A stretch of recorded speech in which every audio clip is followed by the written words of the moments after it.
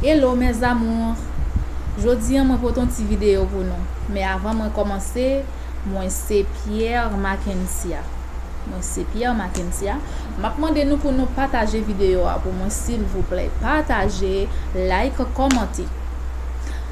Pour nous commencer avec vidéo, moi pral parler avec nous de bienfaits let maman fait la kaiti moun yo, les nous fait allaitement pour yo. C'est de ça moi pral parler nous. Eh bien pour nous commencer, gen ça qui relè colostrum. Colostrum nan, c'est premier lettre qui paraît l'ancien maman, les mamans fin metti moun nan à terre. C'est un petit lettre qui gen une couleur jaunâtre. Eh bien qui ça ti lettre ça fait la kay ti moun yo? Lettre ça li protéger yeux ti moun yo contre infection. Et encore li nettoyer en ti moun yo. Nous capable faire tirer max ça ensemble. Les ti moun yo poupou, les fait fête, les poupou, nous capable boire yo poupou tout noir. Eh bien, c'est lettre ça qui pral rendre poupou ti moun yo changer couleur. Nous comprenons? C'est lettre ça qui pral rendre ti moun yo, qui pral rendre poupou ti moun yo changer couleur. Il est toujours important les nous faire ti moun yo pour nous toujours mettre tété dans bouche ti moun yo, même si nous pas gen lettre.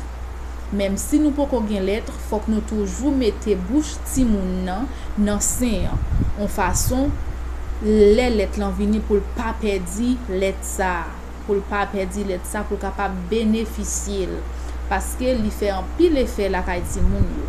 Li gen un pile vitamine là-dedans, li gen un pile protéine là-dedans ka pede corps ti moun yo. Gen un pile maman qui toujours dit yo pas fait allaitement pour ti moun yo. Non. Faut que nous pas faire ça. Faut que nous faire allaitement pour ti moun yo. Parce que les nous fait allaitement pour ti moun yo, ça aide ti moun yo bien, ça aide ti moun yo grandir, ça fait ti moun yo du bien. Ça cause ti moun yo pas jamais malade souvent, ça fait ti moun yo grandit bien, ça fait ti moun yo toujours en santé. Les nous fait allaitement pour ti moun yo. Nous devons faire 6 mois à bay ti moun nan tété sans nous pas bal ni blo ni manger. Gen moun qui toujours prend prétexte k'ap di oh yo pas fait allaitement pour ti moun yo, les yo fait allaitement pour ti moun yo tété en pile, y a fait au maigre, y a fait au tété au descend. Faut nous faire allaitement pour ti moun yo capable toujours être en bonne santé.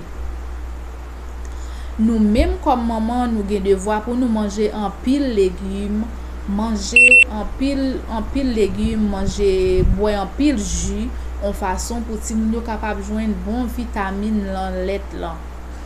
Parce que c'est lettre là qui peut aider ti moun yo grandir pi bien. Et l'autre bagay encore, nous connaît tété a ti moun nan gen nan moment n'a fait allaitement. Faut que nous toujours bay ti moun nan tété à temps. Parfois nous doit wè ti moun nan, nous met ti moun nan coucher, nous doit ti moun nan sous ses lèvres li, a détirer, a mettre main dans bouche li. Tout ça c'est signe qui capable montrer nous ti moun nan grand goût. À la dernière minute, nous doit le péter en rel. Nous capable demander qui ça le gagner. Est-ce que son monde qui piche gagner on bagaille quelconque? Non, c'est pas rien le gagner, c'est grand goût. Nous comprenons? Eh bien, cette vidéo ça me dépoté pour nous, moi pas parler plus. Pensez dans prochaine vidéo n'a pour plus bagarre avec. Si nous gagnons une question, nous capable poser.